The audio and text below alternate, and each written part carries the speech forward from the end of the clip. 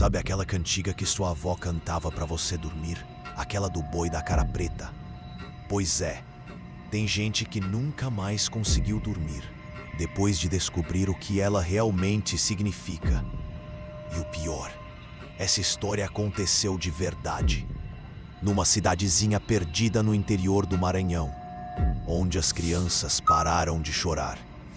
Todas elas, de uma vez só. Vilarejo de São Benedito das Sombras. Uma antiga cantiga infantil se transforma em profecia macabra. Quando as crianças começam a desenvolver um medo irracional de seus próprios reflexos e param de emitir qualquer som, a professora Marina descobre que o folclore local esconde uma verdade perturbadora. O boi da cara preta não é uma lenda. É uma entidade que se alimenta do medo infantil. E agora, após décadas adormecido, ele voltou. Mas dessa vez, não quer apenas assustar. Quer pertencer. Chegou em São Benedito das Sombras numa segunda-feira de março, quando o calor deixava o ar denso como melado. A escola municipal ficava na beira da cidade, cercada por palmeiras que gemiam com o vento. Ela era professora substituta, 28 anos, e achava que tinha visto de tudo em suas andanças pelo interior. Estava enganada. No primeiro dia, notou algo estranho. As crianças não faziam barulho. Nada de gritaria no recreio. Nada de risadas ou brigas. Elas se moviam como sonâmbulas, olhando para o chão, evitando qualquer superfície que refletisse. Espelhos, poças d'água, janelas de vidro. Tudo era evitado com um pavor silencioso que arrepiava a espinha. A diretora, Dona Cremilda, uma senhora de cabelos brancos e olhos fundos, explicou com voz cansada. Elas estão assim faz 3 semanas. Os pais não sabem o que fazer. Médico já veio, psicólogo também. Ninguém encontra nada de errado. Mas eu sei o que é. Ela fez uma pausa longa, olhando pela janela para o terreno baldio atrás da escola. É o boi. Marina forçou um sorriso educado. Folclore. Sempre folclore no interior. Mas quando entrou na sala de aula e viu 20 pares de olhos mortos fitando nada, sentiu algo gelado descer pela coluna. As crianças sentavam perfeitamente imóveis, mãos sobre a carteira, respirando no mesmo ritmo. Um ritmo lento, pesado, como o passo de algo grande se aproximando. À noite, Marina dormiu na casa de Pens, criando um eco perturbador que não devia existir.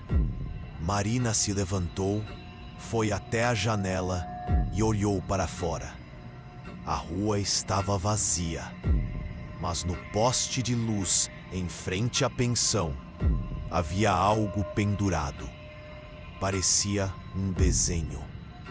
Ela desceu as escadas correndo, ainda de camisola, e parou embaixo do poste. Era um pedaço de papel pardo, amarrado com linha vermelha. No papel, desenhado com carvão, havia a figura de um boi. Mas não era um boi normal. A cabeça era grande demais, desproporcional, e onde deviam estar os olhos, havia 2 buracos vazios. E dentro desses buracos, desenhado com uma precisão infantil, perturbadora, havia rostos. Dezenas de rostinhos de crianças, todos com a boca aberta, num grito silencioso. Marina arrancou o papel e voltou correndo para o quarto. Passou o resto da noite acordada, sentindo que algo a observava através do espelho embaçado do banheiro. Quando o sol nasceu, ela tinha certeza de uma coisa: as crianças não estavam doentes. Elas estavam sendo escolhidas. No dia seguinte, Marina foi até a biblioteca da cidade. Um casebre abandonado que cheirava a papel podre. A bibliotecária era uma mulher jovem, de uns 30 anos, mas com cabelos já grisalhos e olheiras profundas. Quando Marina perguntou sobre o boi da cara preta, a mulher fechou a porta da biblioteca e sussurrou: "Você viu os desenhos, né? Eles aparecem toda vez que ele volta. O boi não é um bicho, professora. É uma coisa que nasceu do medo. Dizem que há muito tempo uma mulher daqui perdeu o filho pequeno. Ele sumiu numa noite de lua nova. Ela passou anos procurando, cantando aquela cantiga toda noite, esperando que ele voltasse. Mas ele nunca voltou. E o desespero dela foi tão grande, tão puro, que virou outra coisa. Virou o boi, uma entidade que imita crianças, que rouba a voz delas, que se esconde nos reflexos. Ele quer ser real, quer ter um corpo. E para isso, precisa que as crianças olhem para ele. Precisa que elas vejam o próprio medo refletido." Marina sentiu a garganta secar.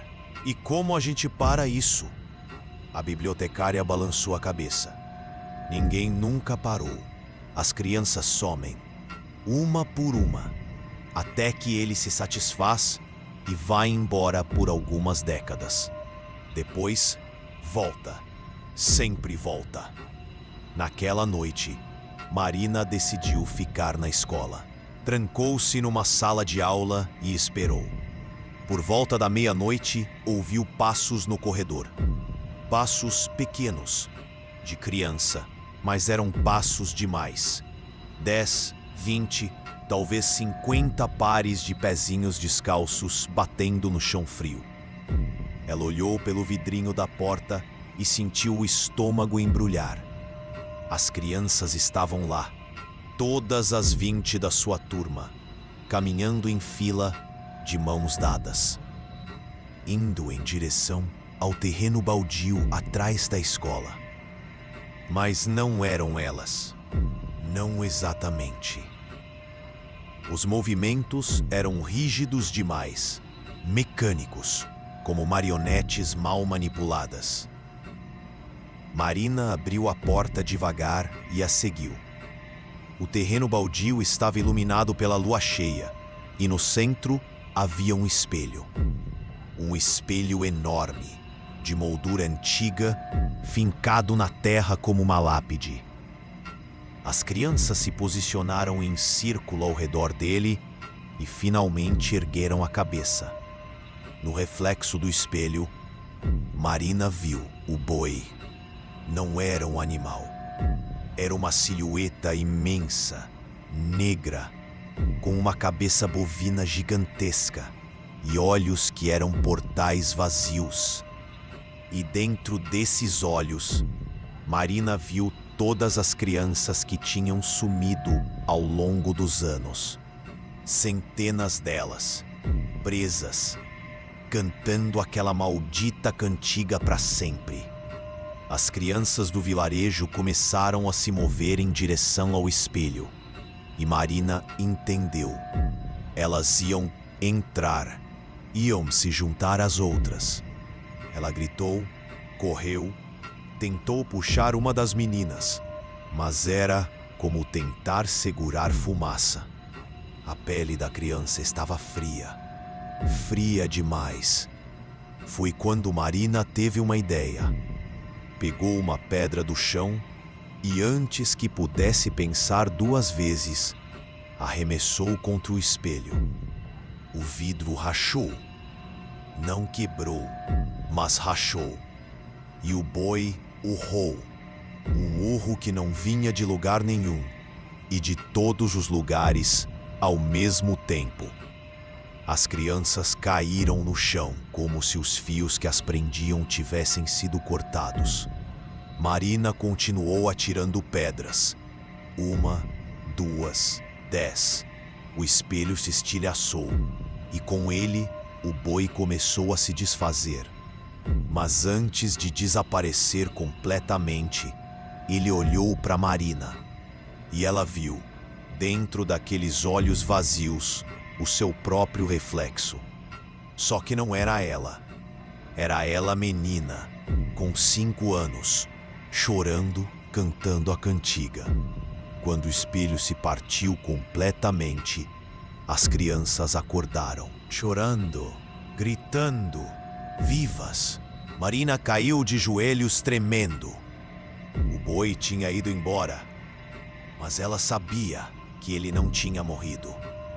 Tinha apenas voltado para onde veio, para o espelho que cada um carrega dentro de si, para o medo de olhar para dentro e ver algo olhando de volta.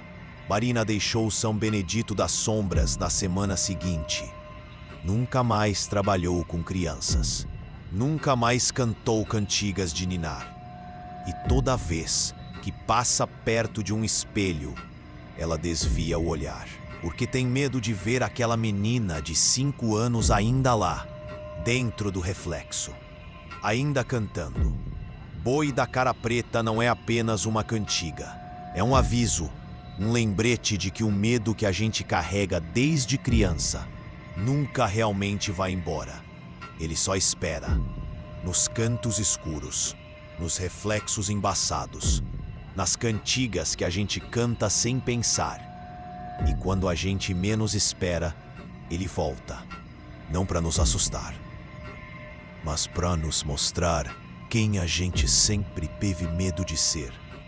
Se você gostou dessa história, deixa o like, se inscreve no canal e me conta nos comentários qual era a cantiga que te dava medo quando você era criança.